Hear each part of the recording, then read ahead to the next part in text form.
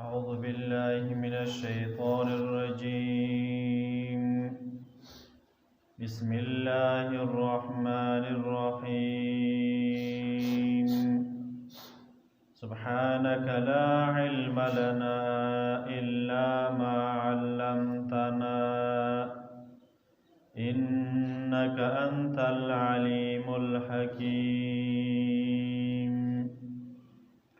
أولئك عليهم صلوات من ربهم ورحمة وأولئك هم المهتدون.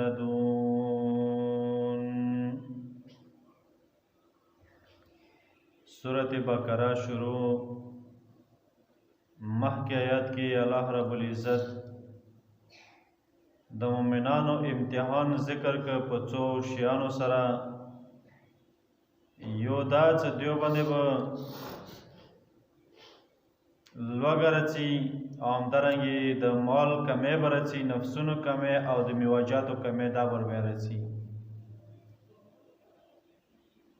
نو د نن آیات کې ذکر کوي او بل دا ذکر کړی چې الذین اذا اصابتهم مصیبه قالوا ان لله وانا الیه راجعون.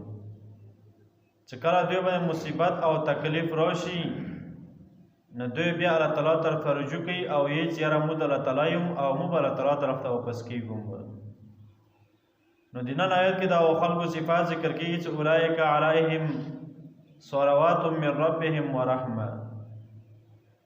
دا چې خلق دي چې په دوی باندې د الله تعالی طرف نه شبسه وي. صلوات معنا شبسه مطلب چې الله تعالی به دوی ته مغفرت کوي. ورحمت او رحمت وی د الله تعالی له رحمت عظیم لوی رحمت او همدارنګه په قضا د حوائج سره مطلب چې د دوی کوم مصیبتونه او ضرورتونه د الله تعالی به هغه پورا کړي. رحمت مطلب دا شو. واولئک هم المهتدون. دغه خلق چې دي کنه دغه صفات او دغه خلق هدایت یافته خلق دي.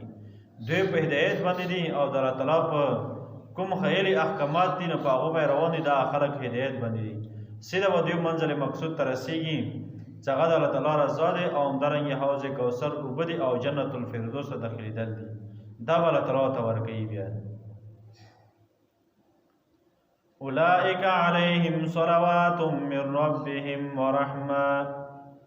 دا کسان دي چې په دوی باندې شبسه وي طرف د دوی نه.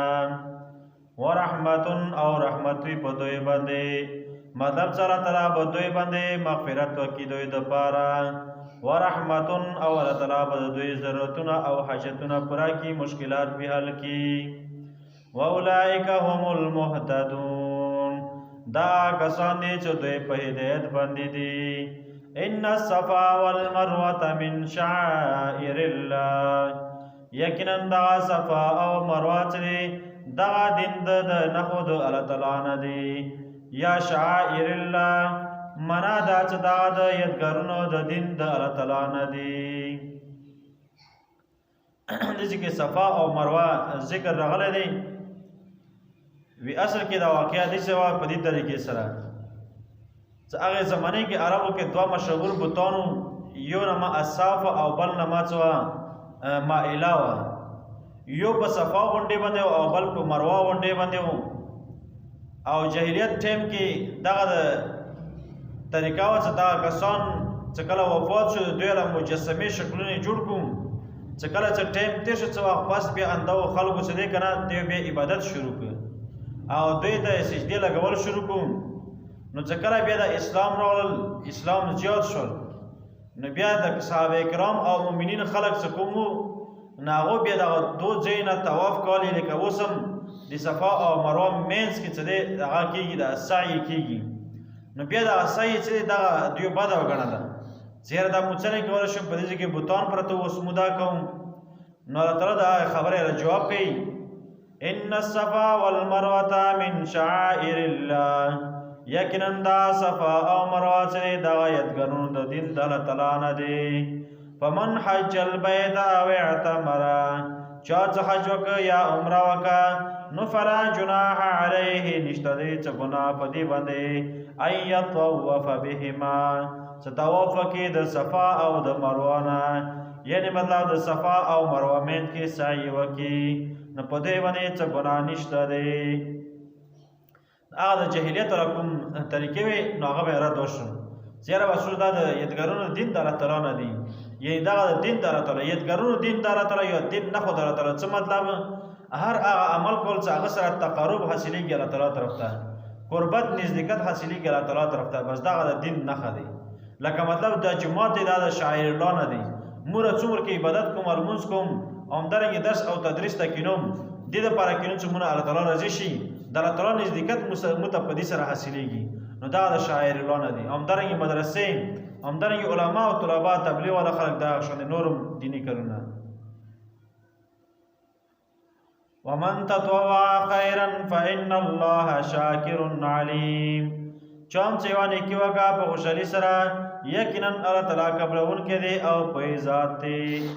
څه مطلب؟ تطوع خیرا، نیکي وکړه په خوشحالي سره.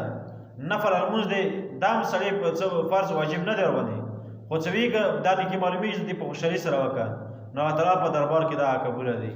الله تعالی د موږ تاسو عمل کولو توفیق رانصیب کړي. ربنا لا تزغ قلوبنا بعد إذ هديتنا وهب لنا من لدنك رحمة إنك أنت الوهاب. اللهم ربنا آتنا في الدنيا حسنة وفي الآخرة حسنة وقنا عذاب النار.